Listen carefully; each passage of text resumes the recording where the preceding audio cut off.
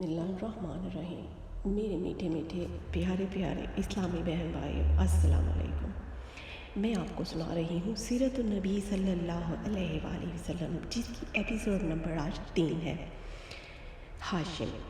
حضور صلی اللہ علیہ وسلم کے پردادا ہاشم بڑی شان و شوکت کے مالک تھے۔ ان کا اصلی نام عمرو تھا۔ انتہائی بہادر، بےحد سخی اور اعلیٰ درجے کے مہمان نواز تھے۔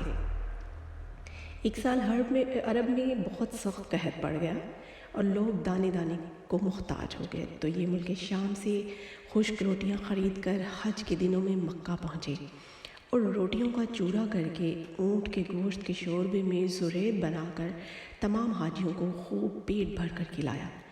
اس دن سے لوگ ان کو ہاشم روٹیوں کا چورا کرنے والا کہنے لگے۔ چونکہ یہ عبد المناف کے سب لڑکوں میں بڑے اور باصلاحیت تھے، اس لیے عبد المناف کے بعد کعبہ کے متولی اور سجادہ نشین ہوئے۔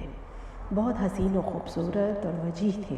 جب سن شعور کو پہنچے تو ان کی شادی مدینہ میں قبیلہ خزرج کی ایک سردار عمرو کی صاحبزادی سے ہوئی، جن کا نام سلمہ تھا، اور ان کے صاحبزادے عبد المطلب مدینہ ہی میں پیدا ہوئے۔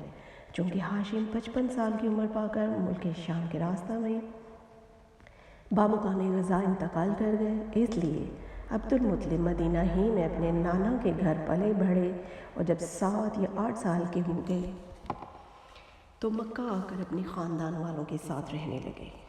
عبد المطلب حضور اقدس صلی اللہ علیہ وآلہ وسلم کے دادا عبد المطلب کا اصلی نام شیبہ ہے۔ یہ بڑے ہی نیک نفیس اور عابد و زاہد تھے۔ غار حرا میں کھانا پانی ساتھ لے کر جاتے اور کئی دنوں تک لگاتار خدا عز و جل کی عبادت میں مصروف رہتے۔ رمضان شریف کے مہینے میں اکثر غار حرا میں اعتکاف کیا کرتے تھے اور اللہ عز و جل کے دھیان میں گوشہ نشین رہا کرتے تھے۔ رسول اکرم صلی اللہ علیہ وسلم کا نور نبوت ان کی پیشانی میں چمکتا تھا اور ان کے بدن سے مشک کی خوشبو آتی تھی۔ اہل عرب خصوصاً قریش کو ان سے بڑی عقیدت تھی۔ مکہ والوں پر جب کوئی مصیبت آتی یا قحط پڑ جاتا تو لوگ عبد المطلب کو ساتھ لے کر پہاڑ پر جاتے اور بارگاہ خداوندی میں ان کو وسیلہ بنا کر دعا مانگتے تھے، تو جو دعا مانگتے وہ قبول ہو جاتی تھی۔ یہ لڑکیوں کو زندہ درگور کرنے سے لوگوں کو بڑی سختی کے ساتھ روکتے تھے اور چور کا ہاتھ کاٹ ڈالتے تھے۔ اپنے دسترخوان سے پرندوں کو بھی کھلایا کرتے تھے، اس لیے ان کا لقب معتم الطیر، پرندوں کو کھلانے والا ہے۔ شراب اور زنا کو حرام جانتے تھے اور عقیدہ کے لحاظ سے موحد تھے۔ زمزم شریف کا کنواں جو بالکل پٹ گیا تھا، آپ ہی نے اس کو نئے سرے سے کھدوا کر درست کیا اور لوگوں کو آبی زمزم سے سیراب کیا۔ آپ بھی کعبہ کے متولی اور سجادہ نشین ہوئے۔ اصحاب فیل کا واقعہ آپ ہی کے وقت میں پیش آیا۔ 120 برس کی عمر میں آپ کی وفات ہوئی۔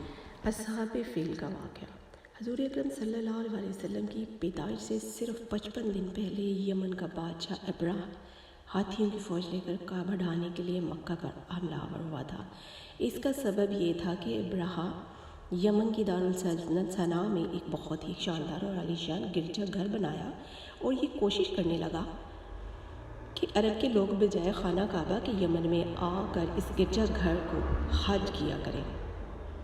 جب مکہ والوں کو یہ معلوم ہوا تو قبیلہ کنانہ کا ایک شخص غزو و غضب کے ساتھ جل بھن کر یمن گیا اور وہاں کے گرجا گھر نے بخانہ بھر کر اس کو نجاست سے لت پت کر دیا۔ جب ابرہہ نے یہ واقعہ سنا تو وہ تیش میں آپ پہ سیاہ باہر ہو گیا اور خانہ کعبہ کو ڈھانے کے لیے ہاتھیوں کی فوج لے کر مکہ پر حملہ کر دیا، اور اس کی فوج کے اگلے دستہ نے مکہ والوں کے تمام اونٹوں اور دوسرے مویشیوں کو چھین لیا۔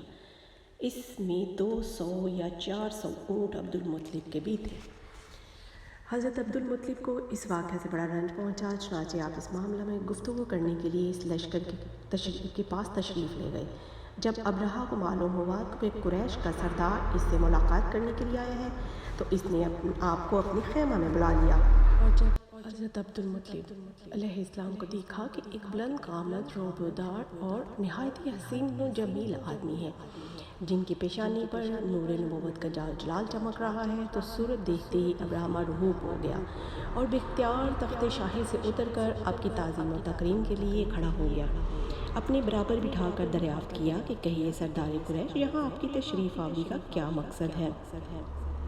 حضرت عبد المطلب رضی اللہ تعالیٰ عنہ نے جواب دیا کہ ہمارے اونٹ اور بکریاں وغیرہ جو آپ کے لشکر کے سپاہی ہانک لائے ہیں، آپ ان سب مویشیوں کو ہمارے سپرد کر دیجیے۔ یہ سن کر برہا نے کہا کہ اے سردار قریش، میں تو یہ سمجھتا تھا کہ آپ بہت ہی حوصلہ مند اور شاندار آدمی ہیں، مگر آپ نے مجھ سے اپنے اونٹوں کا سوال کر کے میری نظروں میں اپنا وقت کم کر دیا۔ اونٹ اور بکری کی حقیقت ہی کیا ہے؟